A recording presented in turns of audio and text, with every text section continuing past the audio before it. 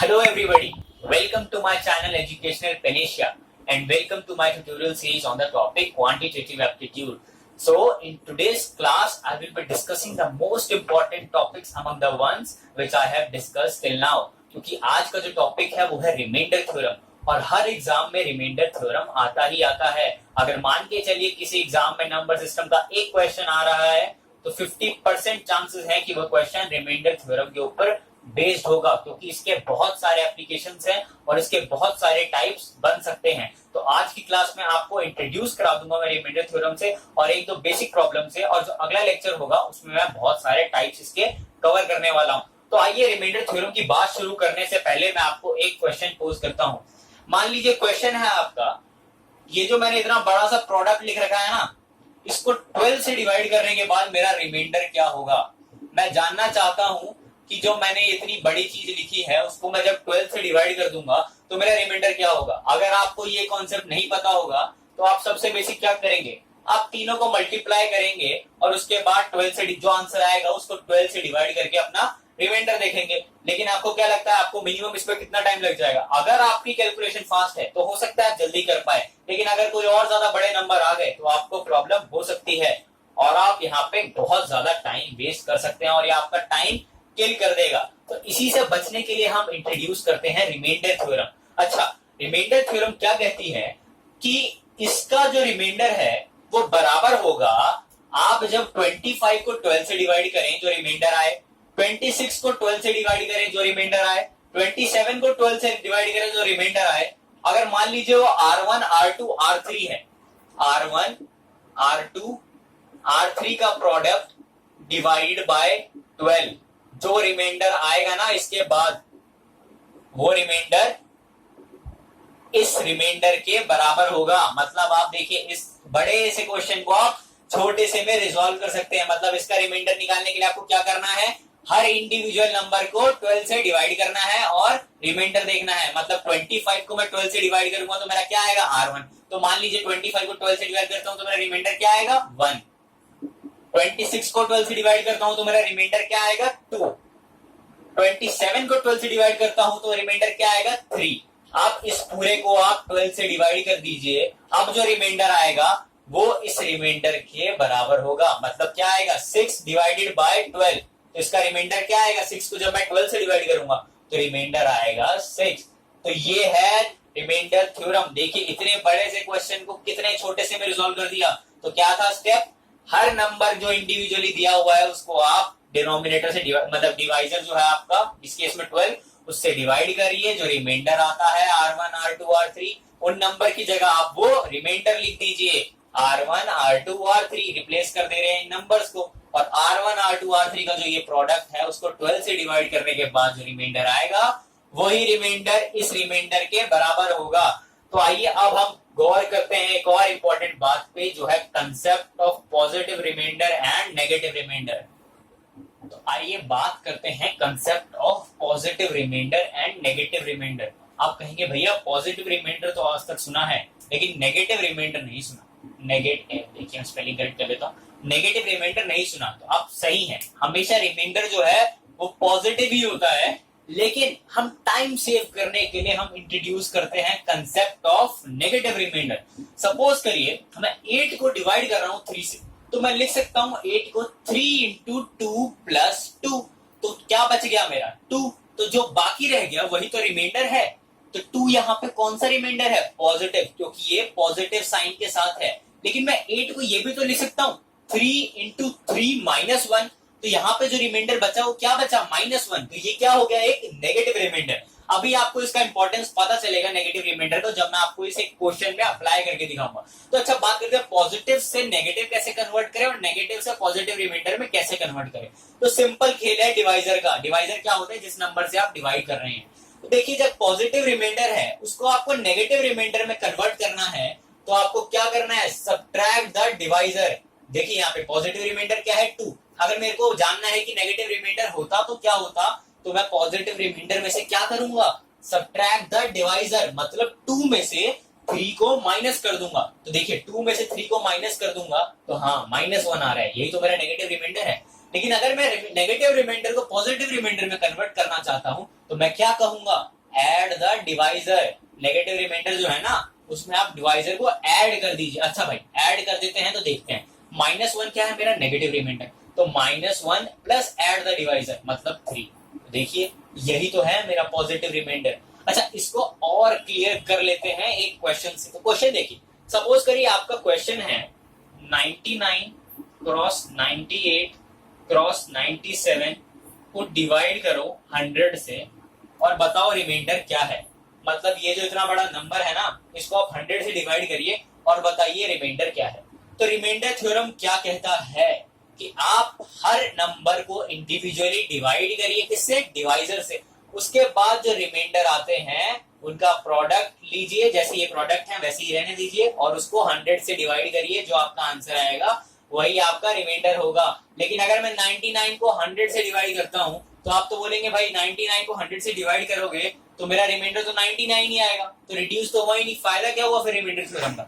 यही पे यूज होता है नेगेटिव रिमाइंडर का। देखिए 99 को 100 से डिवाइड करूंगा तो मेरा पॉजिटिव रिमाइंडर क्या आ रहा है 99। लेकिन मैं नेगेटिव रिमाइंडर की बात करूं तो नेगेटिव रिमाइंडर कैसे निकालेंगे, पॉजिटिव रिमाइंडर में से सब्ट्रैक्ट कर दीजिए डिवाइजर, मतलब 99 में से 100 सब्ट्रैक्ट करें तो कितना आ गया नेगेटिव रिमाइंडर -1। तो ठीक है मैंने इसकी जगह क्या रख दिया, -1 रख दिया, इसकी जगह -1 रख दिया। 98/100 डिवाइड करूंगा तो मेरा नेगेटिव रिमाइंडर क्या आएगा -2। डायरेक्टली आप कह सकते हैं नेगेटिव रिमाइंडर में कैसे लिख पा रहा हूं जल्दी, क्योंकि 98 100 से कितना कम है, 2 कम, मतलब -2। अब 97 को 100 से डिवाइड करूंगा रिमाइंडर क्या आएगा -3। और फाइनल रिमाइंडर क्या होगा, -1 क्रॉस -2 क्रॉस -3 डिवाइडेड बाय 100। ये क्या हो जाएगा -6 डिवाइडेड बाय 100। अब देखिए कभी भी आंसर को आपको नेगेटिव में नहीं छोड़ना, तो मेरा यहाँ पे रिमाइंडर क्या आ रहा है -6, लेकिन ऑप्शंस जो होंगे ना उसमें कभी भी नेगेटिव रिमाइंडर नहीं होगा। तो अब मेरे को इसको पॉजिटिव में कन्वर्ट करना पड़ेगा। अब मैं पॉजिटिव में कैसे कन्वर्ट करूंगा, नेगेटिव टू पॉजिटिव वाले में क्या क्या कहता है ये, ऐड द डिवाइजर। तो 100 ऐड कर दीजिए तो मेरा आंसर आ जाएगा 94। तो चलिए कुछ और क्वेश्चंस हम प्रैक्टिस करते हैं और क्वेश्चंस देखते हैं जिससे आप कुछ और क्वेश्चंस देखते हैं जिससे आपको शायद और क्लैरिटी आएगी इन कॉन्सेप्ट्स में। तो ये क्वेश्चन कहता है, ये जो मैंने लिखा है इसको आप 100 से डिवाइड करिए, इसको आप 100 से डिवाइड करिए तो आपका रिमाइंडर क्या आएगा। तो अब आप कहेंगे रिमाइंडर थ्योरम में कैसे लगाऊं, यहाँ तो प्लस आ गया। तो मैं कहता हूं घबराइए मत, जो रिमाइंडर थ्योरम कहती है आप बस वो करते जाइए। रिमाइंडर थ्योरम क्या कहती है, आप इंडिविजुअल नंबर जो भी दिया है उसको आप डिवाइजर से डिवाइड करिए और उस नंबर की जगह आप क्या रख दीजिए, वो रिमाइंडर रख दीजिए जो उस नंबर को डिवाइजर से डिवाइड करने पे आता है। कहने का मतलब इंडिविजुअल नंबर, मतलब पहले 101 को उठाऊंगा मैं, किससे डिवाइड करूंगा 100 से, क्या आ जाएगा मेरा 1। फिर 102 को उठाऊंगा, किससे डिवाइड करूंगा 100 से, क्या आ जाएगा मेरा रिमाइंडर 2। अब 103 को उठाऊंगा 100 से डिवाइड करूंगा, क्या आ जाएगा मेरा रिमाइंडर 3। अब ऐसे ही 104 को 100 से डिवाइड करूंगा, क्या आ जाएगा मेरा रिमाइंडर 4। तो मैं क्या कहता हूँ, रिमाइंडर थ्योरम क्या कहती है कि आप इन सब की जगह इनके रिमाइंडर्स लिख दीजिए भैया। मतलब 101 जो है ना उसकी जगह क्या लिख दूंगा मैं 1। अब बीच में मल्टीप्लीकेशन, तो मल्टीप्लीकेशन ऐसी रहने दीजिए। 102 की जगह क्या लिख दूंगा मैं 2, 103 की जगह क्या लिख दूंगा मैं 3, 104 की जगह क्या लिख दूंगा मैं 4।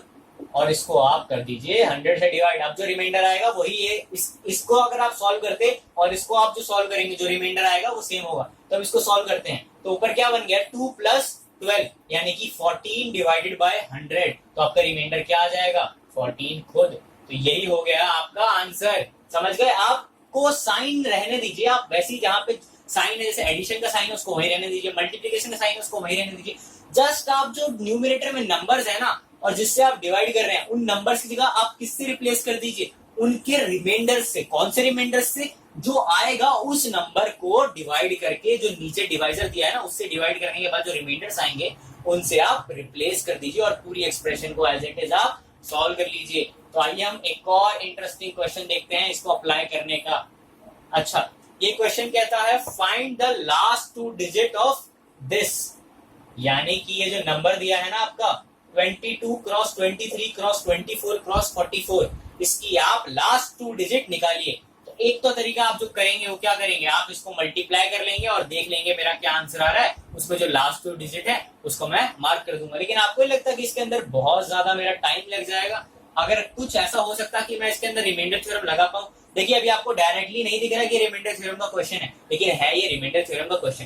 क्योंकि अगर किसी भी नंबर की मेरे को लास्ट 2 डिजिट देखनी है, तो बेसिकली किसी भी नंबर की लास्ट 2 डिजिट क्या होती है, उस नंबर को जब आप 100 से डिवाइड करेंगे ना, जो रिमाइंडर आएगा वही उसकी लास्ट डिजिट होगी। चेक कर लीजिए 1264 मैंने आपके पास नंबर लिखा है, इसकी लास्ट डिजिट क्या है 64। अब मैं क्या कह रहा हूँ, किसी भी नंबर की लास्ट डिजिट वही होती है जो रिमाइंडर आएगा 100 से डिवाइड करने पे। देखिए इसको 100 से डिवाइड करता हूं मैं, तो मेरा रिमाइंडर क्या आ जाएगा 64। देखिए इसकी लास्ट डिजिट क्या है 64। ऐसे ही किसी भी नंबर की लास्ट 3 डिजिट क्या होगी, किसी भी नंबर की लास्ट 3 डिजिट वो होगी जो वो रिमाइंडर आएगा उस नंबर को 1000 से डिवाइड करने के लिए।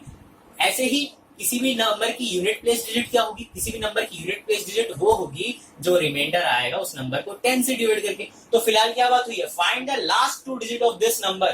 तो मतलब लास्ट डिजिट मतलब इसको जब मैं 100 से डिवाइड करूंगा तो जो मेरा आंसर आएगा, रिमाइंडर आएगा, वही होगी मेरी लास्ट 2 डिजिट। अच्छा अब मैं इसको कहता हूं मैं डिवाइड करूं 100 से, 22 क्रॉस 23 क्रॉस 24 क्रॉस 44 बाय 100। अब आप कहेंगे हाँ भाई रिमाइंडर निकालना है मेरे को, अब तो यार रिमाइंडर थ्योरम लगाऊंगा। लेकिन आप कहेंगे मैं चाहे नेगेटिव रिमाइंडर ले लूं ऊपर या पॉजिटिव रिमाइंडर वाला कॉन्सेप्ट लगाऊं, मेरा ऊपर बहुत बड़ा बन रहा है। क्योंकि देखिए मैं पॉजिटिव रिमाइंडर मान के चलता हूं तो 22 की जगह मैं रिप्लेस किससे करूंगा, 22 को डिवाइड करके 100 से जो रिमाइंडर आएगा वो क्या 22 खुद ही आएगा। तो आप कहेंगे यार ये तो गड़बड़ सी लग रही है, मतलब ये 100 बहुत बड़ा लग रहा है नीचे, तो आप कैंसिलेशन की ओर जाएंगे। आप कहेंगे मैं कैंसिल कर देता हूँ थोड़ा 100 को। लेकिन मैं कहता हूँ रिमाइंडर थ्योरम की क्वेश्चंस में जहां तक हो सके आप कैंसिलेशन को अवॉइड करिए। लेकिन अगर कुछ नहीं बच रहा तो हाँ आप कैंसिल करने जाएंगे। तो देखिए 44 है, अब मैं इसको 4 से काट देता हूँ तो मेरा ऊपर बचा 11 और इसको मैंने 4 से नीचे काट दिया तो मेरा बचा 25। लेकिन आप क्या करिए, आप कैंसिलेशन फैक्टर की वैल्यू नोट करते रहिए। तो अभी मेरा कैंसिलेशन फैक्टर कितना हो गया, कैंसिलेशन फैक्टर कितना हो गया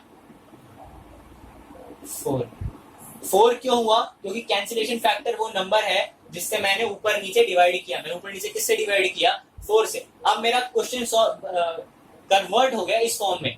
देखिए 22 क्रॉस 23 क्रॉस 24 क्रॉस 11 बाय 25 और कैंसिलेशन फैक्टर कितना है मेरा 4। कैंसिलेशन फैक्टर की इंपॉर्टेंस अभी बाद में पता लगी। अब आप डायरेक्ट यहाँ पे नंबर वो रिमाइंडर थ्योरम का कॉन्सेप्ट लगा सकते हैं। देखिए अब मेरी एक्सप्रेशन क्या बन गई है 22 क्रॉस 23 क्रॉस 24 क्रॉस 11 बाय 25।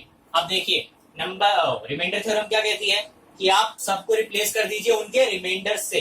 तो 22 को मैं 25 से डिवाइड करूंगा तो मैं यहाँ कौन सा कॉन्सेप्ट लगाऊंगा, नेगेटिव रिमाइंडर का। क्योंकि 22 को 25 से डिवाइड करने में नेगेटिव रिमाइंडर कितना आएगा -3, क्योंकि 22 25 से कितना कम है 3 कम है। नहीं तो आप देख लीजिए ना इसका पॉजिटिव रिमाइंडर क्या है 22। और मैंने क्या ट्रिक बताई पॉजिटिव से नेगेटिव रिमाइंडर लाने में, आप पॉजिटिव रिमाइंडर में से डिवाइजर को माइनस कर दीजिए। ऐसे 23 है, इसको 25 से डिवाइड करूंगा तो मेरा नेगेटिव रिमाइंडर क्या होगा -2। ऐसे 24 है, इसको 25 से डिवाइड करूंगा तो मेरा नेगेटिव रिमाइंडर क्या होगा -1। और इस 11 में आप पॉजिटिव रिमाइंडर ही रहने दीजिए, क्योंकि अगर आप नेगेटिव रिमाइंडर लगाएंगे तो यहाँ -14 हो जाएगा, बेफालतू में और बड़ा हो जाएगा। इसलिए आप 11 की जगह रखिए 11 खुद। तो अब देखिए अब मेरे पास क्या बच गया, अब मेरे पास आ गया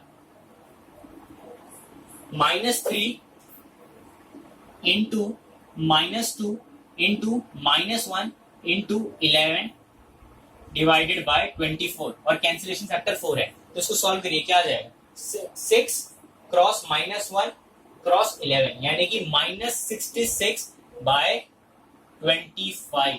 तो इसको आप सॉल्व करेंगे तो आपका रिमाइंडर क्या आ जाएगा, माइनस बाहर लगा हुआ है 66 को आप 25 से डिवाइड करते हो तो रिमाइंडर क्या आता है आपका 16। लेकिन बाहर माइनस है तो आपका रिमाइंडर क्या हो गया -16।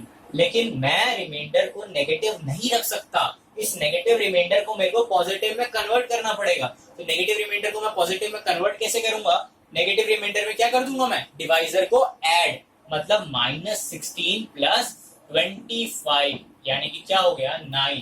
अब आएगा कैंसिलेशन फैक्टर का रूल। जो आपका फाइनल आंसर आया ना उसको आप मल्टीप्लाई कर दीजिए कैंसिलेशन फैक्टर से, क्योंकि मैंने उसको रिड्यूस किया था ना। जब कैंसिलेशन फैक्टर कैसे आया था, मैंने 100 था उसको 4 से डिवाइड कर दिया था, लेकिन मेरी ओरिजिनल वैल्यू तो 100 से डिवाइड करने पानी चाहिए थी ना। तो मैं फाइनल आंसर को किससे करूंगा, कैंसिलेशन फैक्टर से मल्टीप्लाई, तो last 2 digit of the number क्या आ जाएगी 36। आप हो सकता है तो उसको सॉल्व करके भी देख लीजिए, लास्ट 2 डिजिट जो है ना वो 36 ही आएगी। तो अगले जो वीडियो होगी ना मैं उसमें डिस्कस करूंगा आपके साथ कौन कौन से टाइप ऑफ क्वेश्चंस आते हैं, 5-6 टाइप ऑफ क्वेश्चंस हैं, और कैसे हम चेक करते हैं कि कौन सा टाइप किस टाइप ऑफ क्वेश्चन में हमें कौन सी ट्रिक लगानी है। तो अगर आपको वीडियो पसंद आई तो देखते रहिए हमारे साथ मेरा चैनल एजुकेशन पेनेशिया, और जरूर सब्सक्राइब करें हमारे चैनल को। अगर आपकी कोई वीडियो स्किप हो गई है तो आप प्लेलिस्ट में जा सकते हैं, यहाँ मेरी स्क्रीन पर प्लेलिस्ट आ रही होगी, उस पर आप क्लिक करिए और आप जो भी वीडियो आपकी मिस हो गई है आप देख सकते हैं। Thank you for being with me, thank you so much.